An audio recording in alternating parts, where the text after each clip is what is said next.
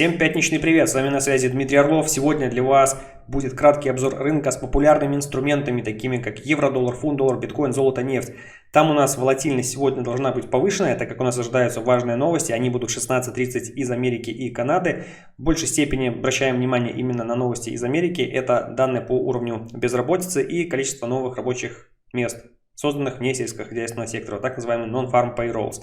Также из Канады будут новости по уровню безработицы, поэтому также следите за этими инструментами. У нас есть хорошие точки входа по этим инструментам, но мы их разбираем в закрытом канале, поэтому если вы хотите изучить стратегию и получать торговые рекомендации, сигналы своего рода, у нас все это там. Ну и, соответственно, ссылка, как всегда, под видео для записи. Ну а мы сейчас давайте перейдем к графикам и посмотрим, на что обратить внимание. И, кстати, друзья, сегодня я еще сделаю одно видео. Также оно будет кратким, оно будет на канале Life in Trading. Это наш второй канал, на котором выходят обзоры рынка по крипте. Сейчас крипта обвалилась, и также я об этом говорил в своих предыдущих видео. Кто еще не смотрел, просмотрите. Сейчас есть хорошие потенциальные точки входа. Ну что, биткоин. По биткоину у нас все идет ровным счетом, так как я и говорил. Размерность, которую я брал с левой части, вот отсюда, у нас сейчас отрабатывается. Но стоит обратить внимание также, друзья, что у нас есть размерность чуть более старшего порядка, которая указывает на цель ниже, на 15976. Но я начну закупаться именно уже от уровня 19. Получается, у меня ордер стоит 655, так как у нас туда попадает размерность, и плюс еще у нас там находится один из уровней Фибоначчи, который очень и очень важный. Поэтому пока этот диапазон рассматриваю для покупки. Говорил о том, что у нас был срыв цены, мы его закрываем полностью, и это хорошо, так как у нас, в принципе, далее не остается там срывов цены, которые не закрыты снизу. Единственное, что вот сюда на 17600 и все, а сверху на 30 тысяч, видимо, у меня стоит take profit, поэтому пока ждем вот такого развития событий. Понятно, что у нас сразу цена может туда не полететь быстро. Придется подождать месяц, два, неделю, никто не знает по времени, но у нас есть раскладка математическая, которая позволяет это все видеть и определять.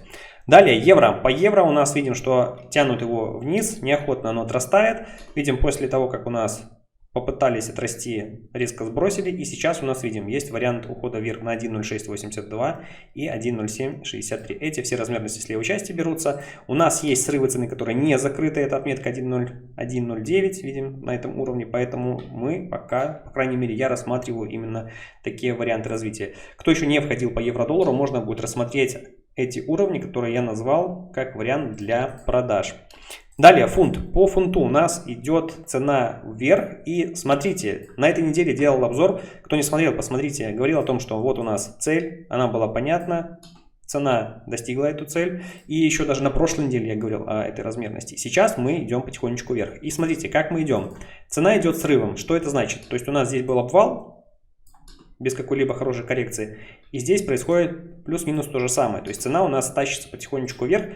И хорошо видны вот эти размерности, точнее срывы цены, на которые стоит обратить внимание. Что это значит? Цена в будущем будет возвращаться и ретестировать эти размерности. То, что в принципе оно делает и сейчас. Вот у нас идет ретест этой размерности, чуть выше. Соответственно, сейчас у нас есть несколько структур. Смотрите, с левой части мы берем их все, ничего не придумываем. У нас нового ничего не появляется. А вот у нас все структуры, которые стоит рассматривать.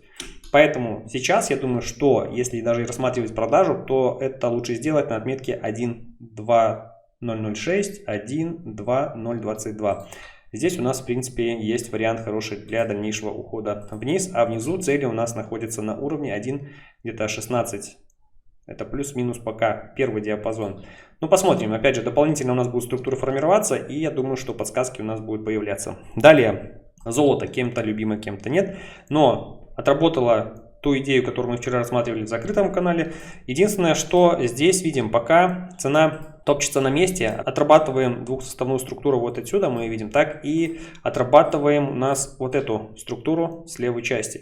Далее, что я ожидаю? Видим, что я встал на продажу, это сделка внутридневная, соответственно, здесь я рассчитываю на уход вниз по вот этой структуре, которая просматривается вот здесь хорошо, вот здесь и вот здесь. Возможно, я сегодня даже еще более агрессивно зайду, после того, как цена уже двинется в эту сторону. Ну, соответственно, я поработаю до этого уровня. Это 1822.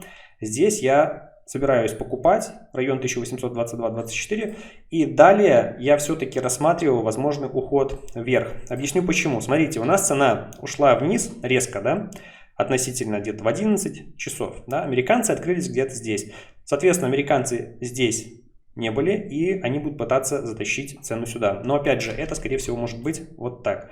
То есть пойдет такое вот двухсоставное движение и доработают вот эту отметку. Это уровень, который мы берем также с левой части по размерности 1860, где-то 1861. Там у меня ордер как на продажу был, так он и стоит, он остается на месте. Почему я буду рассматривать продажи? Смотрите, если цена у нас не ретестирует вот эту размерность, не ретестирует и пойдет наверх, с очень большой долей вероятности у нас случится то же самое, что случилось здесь. Цена рухнет, как это было здесь. И, кстати, об этом тоже я говорил. Кто использовал данный сигнал, молодцы, должны быть хорошие прибыли. Поэтому пока у нас такой вариант. Среднесрочно я бы рассматривал еще уход вниз на 1767. Дальше нефть, друзья. Нефть идет ровно по плану, по тому, которому я и предполагал. Мы падаем, и размерность, на которую я рассчитываю, это уход вниз на уровень 71.15-69, где-то 80. Соответственно, там у меня покупка будет. Здесь, смотрите, проявляется двухсоставная структура, также хорошо видна. И что у нас может произойти? Это добой целей. Видим, что двухсоставная структура совпадает с большой структурой и попадает ровненько на эту же отметку. Поэтому я думаю, что вниз по нефти мы еще сходим, и это будет для нас возможность закупиться. Вот пока, друзья, такие сценарии. Есть внутридневные сценарии. Сегодня, кстати, вот сейчас я буду после записи видео публиковать в нашем закрытом канале. Ребята, кто у нас торгуют, будут получать информацию.